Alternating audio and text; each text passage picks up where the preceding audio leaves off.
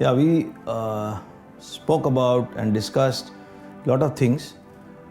We also discussed what is bell curve and how you put yourself in the life stage and what are the values and principles you should follow, and what are the other factors like motivation, self-esteem, and how to manage yourself and how to nurture relationships. We all spoke about, and how to learn and manage risk, take risk. We spoke about.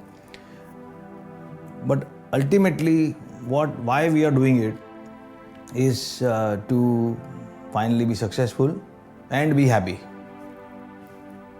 That's the whole purpose of bell curve. That's the whole purpose of life. Now, when we think of life, we are not aware of our goal.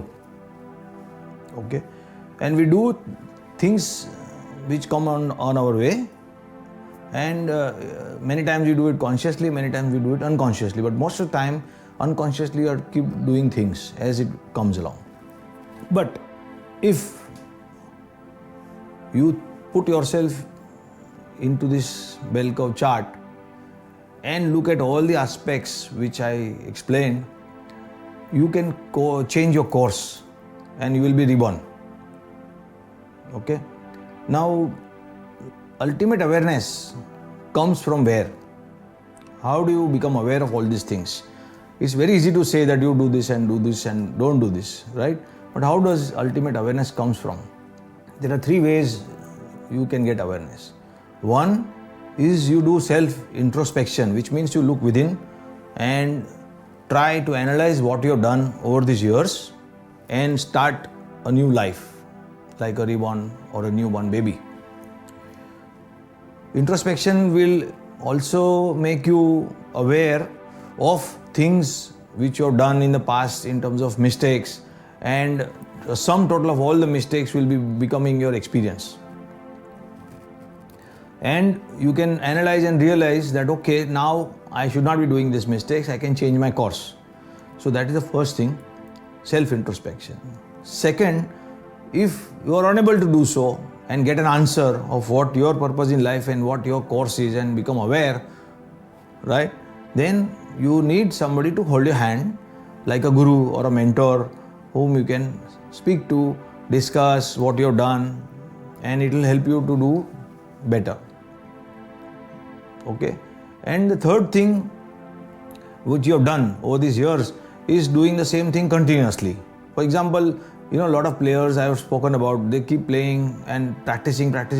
One final day they come up in the fame chart. Like I spoke about Anand Arnold.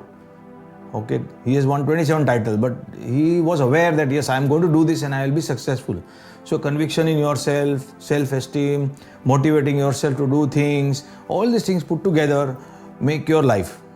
And doing continuously as a practicing, a cricketer or a practicing sportsman or a singer, you keep practicing. And therefore, if you look at success, one day you will get success, tomorrow you will get a failure. Next day again you will get success, tomorrow again you will get failure. And it's a part and parcel of success, failure.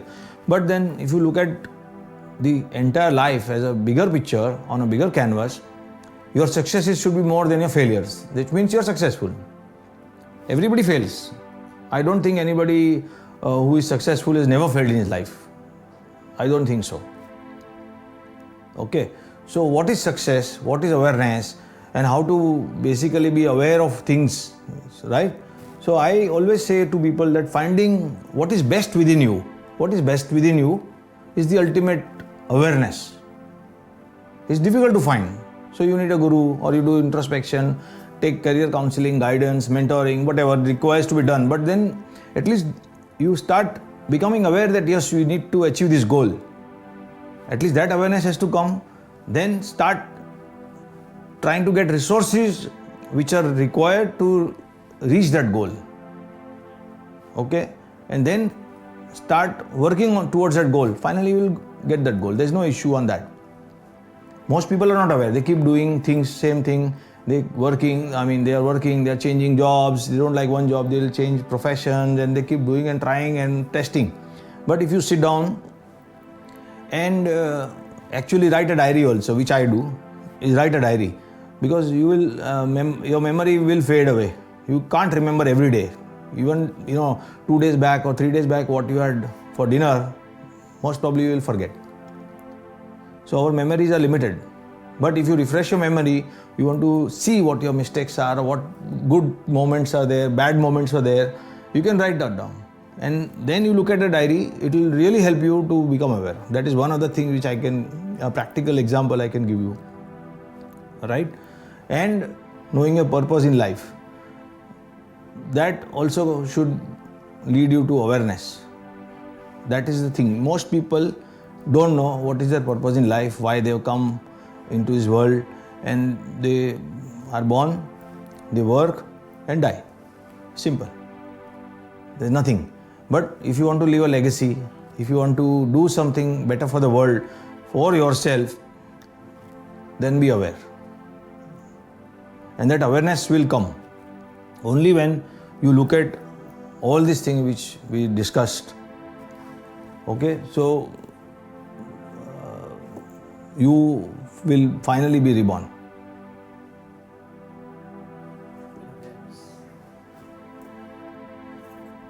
During my lifetime, I've met so many people, and awareness came to me that what I should be doing and how I should be successful and how I should manage myself. So when a lot of people come to my office, they walk into my office and we have one-to-one meetings. So I ask them one question, one simple question: "Aap kaun ho? Who are you?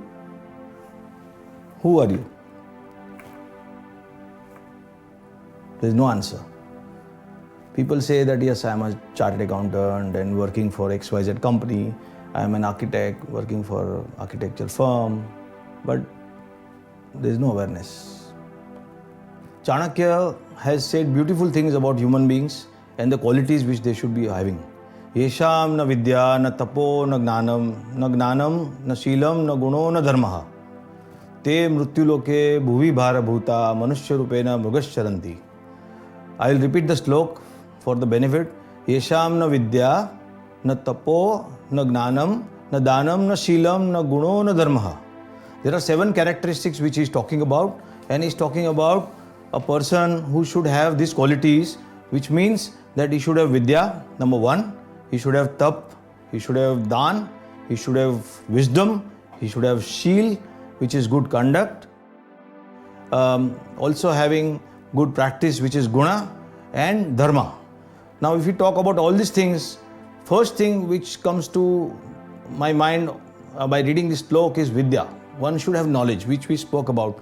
He should also worship God, which means tap, and also meditate, which means introspection, which we spoke about. Then we talk about wisdom, which is gyan.